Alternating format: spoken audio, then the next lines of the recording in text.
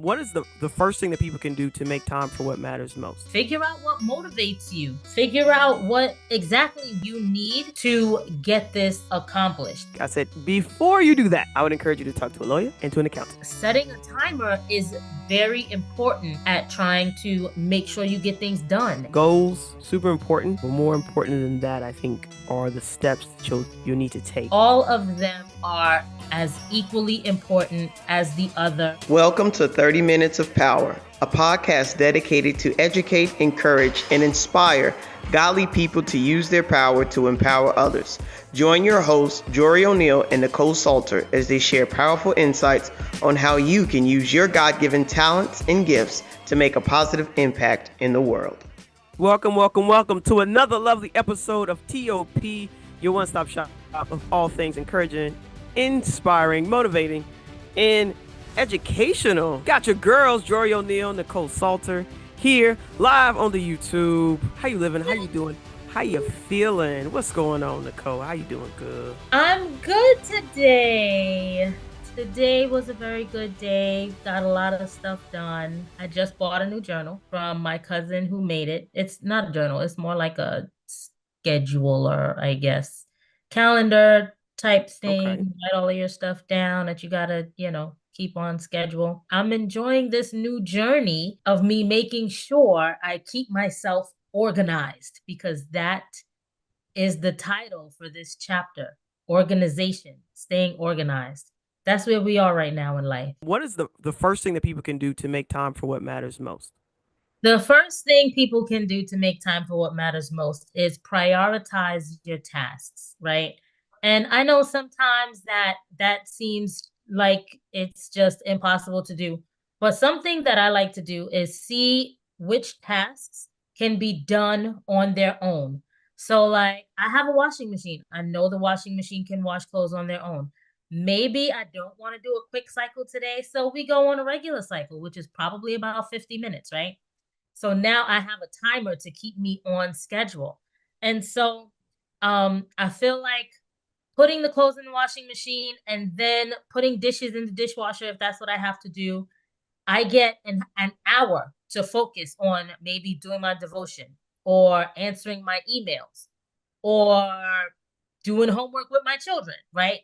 Whichever one I feel is most important, that needs most of my attention, I try and get the other ones to do what they do on their own while I'm focusing on this one. So, and that is a big thing in our house. I like that. So, if y'all haven't realized or learned, if this is your first time linking up with us, Nicole is the master of multitasking, and so we have this thing where we go back and forth discussing which is the most beneficial, singular focus or multitasking.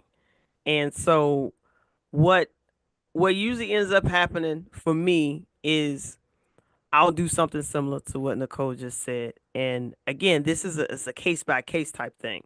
So what works for us, what works for her, what works for me, might not work for you. So as one of my coaches used to say, take the chicken and leave the bone.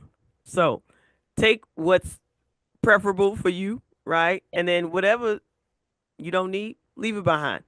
Yep. For me, making time for the things that matter most usually involves writing a list of my priorities. And then after I write all the things that need to get done, then I prioritize them by like number. And then the next round, I prioritize them by time. So in looking at it, they might take around the same amount of time. It might take me 40 minutes to make the course, 40 minutes to fold the clothes. But then it's like, what's going to give me the best ROI, right? Return on investment of my time. And so I think making sure that we have a time allotted to each of the tasks is super helpful. And then figuring out how do we make time for the things that matter most, because oftentimes our time is used and spent on things that honestly don't serve us. Like at the end of the day, it's like, wait, I spent 4 hours doing what now? What? But that thing, that business that we needed to get advice or consulting on, or that client who we needed to return phone call back to, or that marketing message that we needed to send, or that web page that we needed to update. Like those things, the things that maybe don't light you up, you're not very excited to do. Those are the things that get put to the bottom of the list. And oftentimes, those are the things that are going to move the needle the most. Let's say we got 10. So we just got through the first one. Me Nicole, too. go ahead. I know. I will say that for me, I definitely like to multitask. Like if I know that I need to spend time with my kids, they want to watch a movie, and I have to maybe work on a journal. Well, I'm doing all three at the same time. The movie is on while the kids and I are in the same room, right? Now, my quality time is different from y'all's quality time. My quality time doesn't mean I got to be hugged up on my kids all the time. My quality time is just us being in the same room. And whenever I feel like you say something and I need to chime in, hey, that's us spending time together.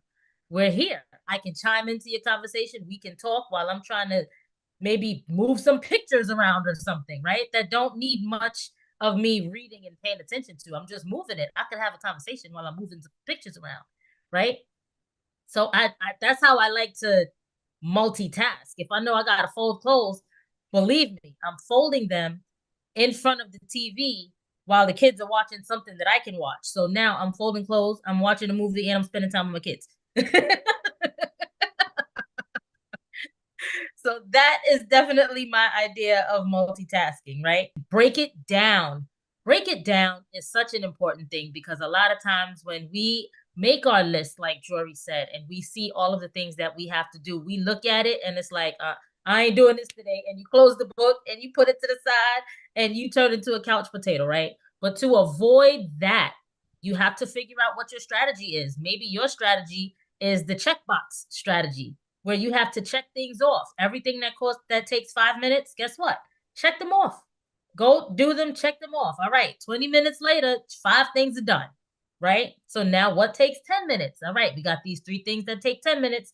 Here we go. 30 minutes later, in an hour, you did 8 things. I love that. So in doing the breaking down of tasks, it's also like everything she shares, I'm gonna add an extra step because I like the minutia. Like I'm a very tactile person. You'll get to learn that whenever I come here, I'm always gonna give practical something you can do right now. Like after you listen to this, like go do that. One Right. of the things that I absolutely love doing is creating like this column. So I have the task, I have how much time.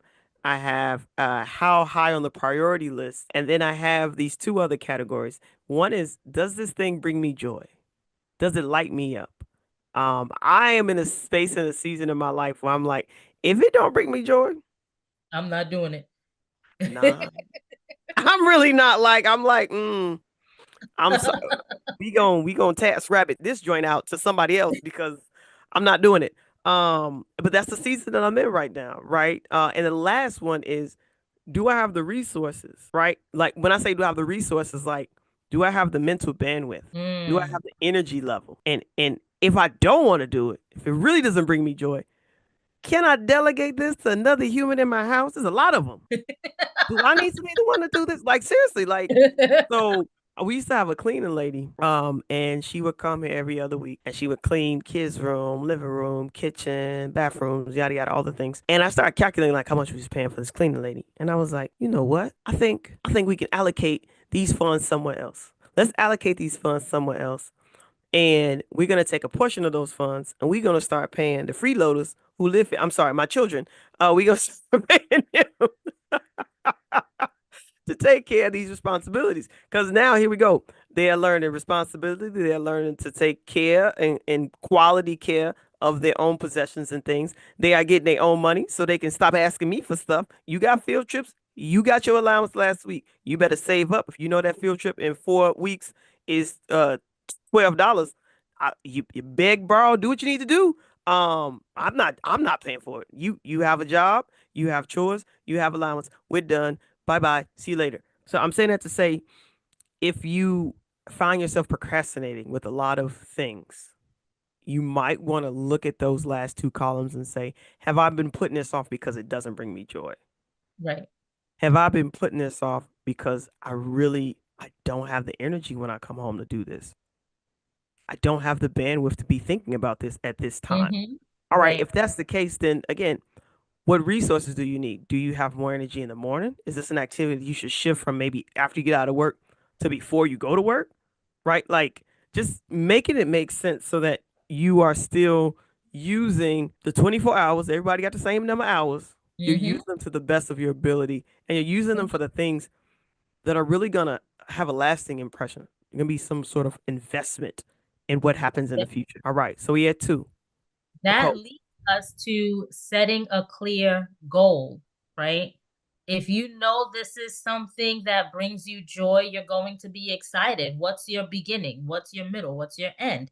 Set your goal of what you want to have done and when you want to have it done, right? Figure out what motivates you.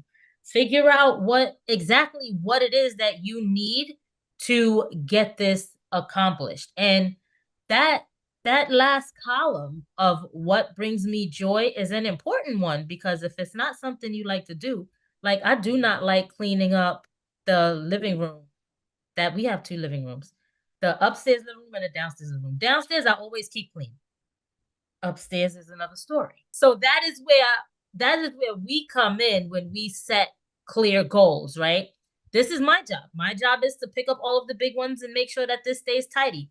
What is your job? The end goal is for this to be finished within 30 minutes. Nice. That is our clear goal. Nice. We did something for the first time this year and we did family vision uh like planning session where Okay. we looked at like instead of doing like a vision board, we ended up making our own individual vision boards. But we did a vision planning with the kids.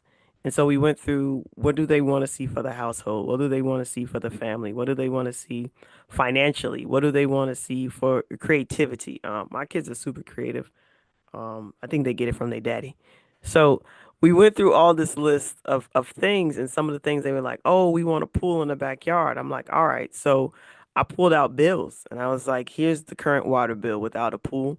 Here's the current electricity bill without a pool." They looked at it. They was like, "What? Why is it so high?" Because you wanted to put on Christmas tree lights from November to January. That's why it's You so let high. them know. They're like, oh, well, how come there's so much water? Because you and your brother like to play in the shower, right? And so them seeing like, okay, that means that both of these numbers are going to go higher. So what Mm-hmm. do we need to do now? And so now they're like, okay, we got to make sure we turn off all the lights. We got to make Mm-hmm. sure that we take quick showers. We got to make sure that like we don't leave the water running. We brushing the teeth. So now they're being more conscious about like water because they have a goal. They're like, we want the pool. Right. I think sometimes we put as women, I'll say as women, we put these tasks on ourselves that no one ever gave us. And then we judge ourselves based off of these unspoken expectations that nobody has on us. Like All the if you actually ask someone like, "Hey, do you expect me to do everything?" They're like, "No, I don't expect you to do everything. That's crazy."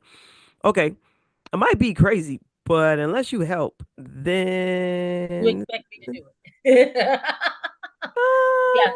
um, Mm-hmm. so I think having those conversations up front, like I think that was one of the few of many things. I would say probably the best thing that Ron and I did was get like counseling before marriage, after marriage, during marriage, like just all the help we could get. We were like, yes, please help us. Yes, please. Was decide on like what we were going to have the other person do in terms of our expectations of one another. And one of his expectations, he was like, I expect you to work. I was like, whoa, what is that? What is that? Hold on, sir. He's like, no, no, no. I mean, like I'm gonna work too, but like I don't. You guys don't stay home. Like go work. Go make some money. And so I was like, I bet. So in this season right now, I'm transitioning out of the classroom. He he comes to my office a lot more now. He's like, so how's work? If you don't have action steps to get that, I was talking to a coworker today, and she's gonna hear this later. She just subscribed to the podcast. Shout out to Karen. Um, she was like, "I've always wanted to start a business." I said, "Oh, it's what's stopping you?" And got quiet. I was just about to say. She's like, "Oh, I don't know how." I was like, "That's not true." She's like, "You're right. I do know how." She's like, "But I don't know what I would." I was like, "Is that true?" She's like, "No, it's not." I'm like, "So like." all What is this. it? So what's true for her is that she wants to continue a business that her mom started. Her mom's been working in Mm-hmm. this business for a long time. Her mom's retiring, and she's like, "But I see all the gaps. I see all the ways that this business can be super profitable." I'm like, "Okay, well, if your mother doesn't want to employ those tactics, you can open up a business. You can ask her to hand her clientele over to you. Like you already have a portfolio of clients. Just have her hand them over to you. Like Right, renegotiate some terms and stuff. Get some more clients. Ask them for referrals. I gave her a whole like business building like blueprint. right. In a little 10 minutes we were talking. And so she left. She's like, I'm gonna go do it. I'm gonna open up LLC next week. I said, before you do that, I would encourage you to talk to a lawyer and to an accountant. Like, do those two things first. Like I got legal advice from LegalZoom. Opened up the business about 4 years ago. LegalZoom. I don't even, do they still do that? I don't even know. They do. Um, okay, cool. I went talk to LegalZoom, and we pay. I think we grandfathered in. We pay a really crazy amount each month for them to review our contracts, to look at our service plans, make sure that our articles of incorporation are still good and standing well. And I'm like, that was probably one of the best things that anybody ever told me. And we have an accountant. We have a particular accountant for our business. Don't forget to talk to like professionals so that they can advise you. And if you're like, I don't have money for that, I don't have no resources, I don't know who, you can go to Score. They are not promoting this podcast. They should be. But score.org. They have one in every state. I actually did a workshop for the one in Orlando, Florida, last month. How do you spell score? SCORE. Score. Like score. But they have a great resource. We were mentored by a woman in her 80s. She had been in the entertainment industry, actress, dancer, theater owner, executive, still taking dance classes, still going on dates. The woman was fiery, fiery. Wow. And they offer free mentoring to people starting their businesses. So there's no reason for you not to start a business if that's something that you really want to do. There are resources out there and they are free. So, but you have to have a goal. Like what type of revenue do you want to see? Do you want to replace your full-time income? Do you want to just have enough to provide for the type of lifestyle that you desire to lead? So looking at all those angles, but yeah, goals, super important. But more important than that, I think, are the steps that you'll need to take to get from where you are to that goal, right? So Yep. we'll probably only get through 5 today. Yeah, because we up to Okay. number 4 right now, and that is eliminate distractions. Oh, this is a doozy because it seems like every time I get on the podcast, I can just sense somebody coming. My door is right here. I can just sense somebody coming. So if you see this shoulder switch and like move, that's me telling somebody shoo. Shoo, go away. That is what is happening today, right? Like every time the podcast come on, somebody is coming this way, somebody is calling me, somebody is texting me, so all the time. Never fails. And if you do not know how to eliminate distractions, you won't get anything done.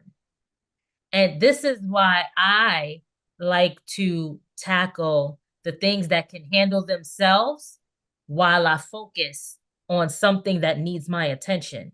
Because the things that can handle themselves, if I don't do them, they're always on my mind. And so I'm not focused on what I need to be focused on anyway. So if I know that my children want to spend time with me, right? And I've been looking at the computer and writing contracts all day and talking to investors or talking to contractors, which is my life right now. I start to feel guilty like I've been on the phone with all of these people for 5, 6, 7 hours and I haven't seen my kids all day. All right. Now, I can't sit down and write up another contract dealing with numbers and decimals, right? While this is all in my head. Because now I got the guilty mom and I'm thinking of every single thing that I've ever done wrong. Like I remember back 10 years ago when I didn't change Christopher's diaper as soon as I should have, and his little booty was red, and all of that guilt just starts coming back, right? Does it matter? No. But at that point in time, when I'm having a guilt fest because I've been doing work and I haven't been spending time with my kids, spending time with my kids is the only thing that's on my head, that's in my mind. So I have to figure out, and again, these are the things that work best for me. Jory has the things that work best for her. You have to figure out what works best for you. This is why I like to be in the room with them, either while they're building their Legos, or if Naomi is doing her nails or playing with her teddy bear while we're watching a movie, and I can still have my computer and move something around. So I won't read anything. I won't write a contract because those take a lot of my attention, right? But something that doesn't take a lot of my attention, I can do those things while in the same room as them. So eliminating distractions is a big thing. It could be physical distractions, it could be mental distractions, which is what I deal with a lot. Emotional distractions, that's another biggie. If it's a day where I'm fighting with Jamel, very little is going to get done. I like that. So somebody said, how do you eat an elephant? Sometimes one bite at a time. All the time, one bite at a time. That's the only way to eat an elephant. And so I like that idea of one bite at a time. In terms of Yeah. distractions, I wake up most mornings and I sit and I have meditative time with God. I say my affirmations. I sit in silence, sit in solitude. I sit in the dark. And I visualize what my day's gonna look like, visualize what my future's gonna look like, pray for my family, pray for my business, pray for friends, loved ones, and then I start ideating what is the thing that I should do first today, or what is the thing that I should focus on today, and what is the and usually when I do that and I pray, I say, okay, God, whatever it is that you see like are gaps and what I got going on. Like, let morning bring me word of your unfailing love, for in you do I put my hope. That's Psalm 143. That is something that I pray very often. But one of the things it's super cool is that when I do that, God literally gives me a vision of areas that I should focus on or things that I should go, even people I should call. Like last week, Friday, I was sitting in meditation and God told me to call like a friend from college from like 23 years ago. And I was like, that's random. That's super random. I was like, I don't even know this lady number. So I was like, all right, went on the book, messaged her, was like, hey, God told me to call you. I don't know. God told me to call you. That's it. And she hit me back. We talked, and she gave me some good advice, some good input, an aspect and a perspective that I didn't even know that I needed to help me make a decision. And so, I'm like, well, if I have confusion, if I have lack of clarity, like that's the space where I get it. But for me, the distractions are all the shoulda, woulda, couldas, all the like it's mental distractions. It's not really physical so much. I'm pretty very particular, right? So my kids know my schedule, and there's a certain time where like there's a block where like you can't bother mommy. And so if it's any time around that block, they're like, "Oh, is it time yet?" And I'm like, "No." They're like, "Okay, okay, okay. So can you do this? Can we do this? Did you da da da da da?" I'm like, "Bet." And then afterwards, so my daughter wanted to make bracelets, and she asked me like as I'm leaving the door to go to work, and I'm like, "Come on, your time management. Let's do better." Well, you can't ask me when I'm leaving out the door. I was like, "But I would love to play with you once we get back home after you take care of your responsibilities. So you eat dinner, take a shower, you finish your homework." We got it. So she ate dinner, took a shower, finished the homework. She's like, all right, mommy. So she comes and she's like, all right, let's do some bracelets. She brings all her stuff, all the crafts. And then one of her siblings is like, come on, we're gonna play it. And she's like, oh, um, I'm really thinking, mommy, I'm not gonna have time to play with my siblings. So like, I'm like, hold on. You scheduled this date with me. And now you piecing out. Long story short, I end up making bracelets by myself.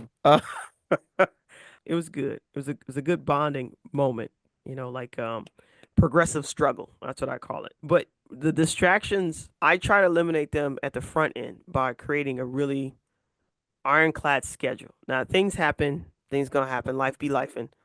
Yep. But I really try to stick to my schedule. Like I really, really try real hard to stick to the schedule. So as we land this plane, go ahead and bless them with number 5, Nicole. Number 5, use a timer.